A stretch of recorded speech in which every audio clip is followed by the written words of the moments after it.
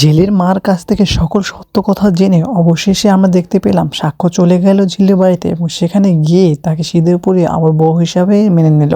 ফুল এপিসোডটি পেতে হলে আমাদের ভিডিওটি অবশ্যই কিন্তু শেয়ার করে দিবে এবং পেজটি অবশ্যই লাইক কমেন্ট করে যাবে।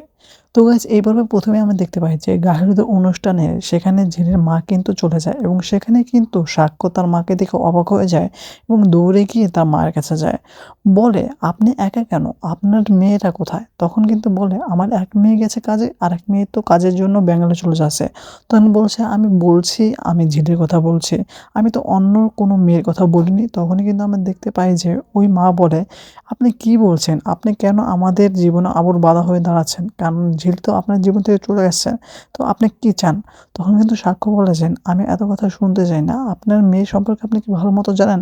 তখন কিন্তু বলে, হ্যাঁ আমি অবশ্যই সব কিছু জানি, কারণ আমার মেয়ে যাই করুক না কেন কোনো পাপ করবে না। তখন বলে যে, আপনি কিছুই জানেন না, কারণ আপনার মেয়ের বয়ফ্রেন্ড আছে। তখন কিন্তু ঝিলের মা অবাক হয়ে বলে, আমার মেয়ে কোনো বয়ফ্রেন্ড নাই, আর আমার মেয়ের যদি বয়ফ্রেন্ড থাকতো তাহলে আমি সবার আগে জানতাম, সেটা তোমার বলা লাগবে না। তখন কিন্তু গাইস আমরা দেখতে পাই সাকিব কিন্তু অনেক অবাক হয়ে যায়। তখন বলল, আপনি মিথ্যে বলছেন। বলছে, না আমি মিথ্যে বলছি না।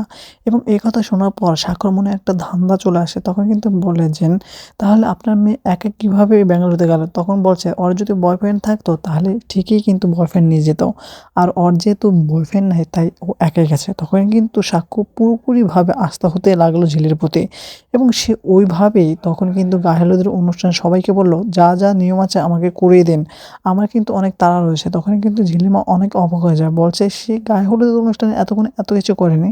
আমার মুখ থেকে এই কথাগুলো শুনে সে কেন এগুলো করছে?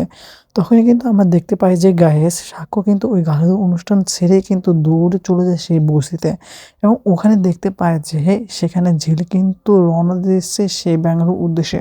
তখনই কিন্তু সাক্ষ্য ঝিলকে ধরে বসে এবং বলে, তুমি কোথায় যাচ্ছ? তুমি কোথায় চলে যেতে পারবে না, কারণ আমি তোমার স্বামী। এখনও কিন্তু আমরা আইনগতভাবে বৈধভাবে কিন্তু এখনও ডিভোর্স হয়নি। আমরা কিন্তু জিদে কেন হয়েছি এবং আমরা কিন্তু দুই পাক্ষিকভাবে হয়নি। আমি কিন্তু আগে থেকে কিন্তু তোমাকে চাচ্ছি, এখনও কিন্তু চাই। তাই আমি চাইলে কিন্তু সব কিছু হতে পারবো। তখন কিন্তু ঝিল বলছে, আপনি এখন এ কথা কেন বলছেন? কারণ আমাদের সব কিছু তো শেষ। তখন কিন্তু বলছে যে, আমি তোমাকে ভুল বুঝেছিলাম ঝিল, আর কখনো আমার ভুল হবে না। তুমি অবশ্যই আমাকে ভালোবাসো এবং আমি তোমার মায়ের কাছ থেকে সব কিছু শুনেছি। এবং আমরা গাইস দেখতে পেলাম যে অবশেষে কিন্তু ওই বস্তিতেই কিন্তু ঝিলকে সিঁদুর পরিয়ে দিল সাক্ষ্য এবং ওই দৃশ্য দেখার পর কিন্তু সবাই অনেক অবাক হয়ে যায়। বলছে, এটা কি হলো? এটা কি আদৌ মেনে নেবে?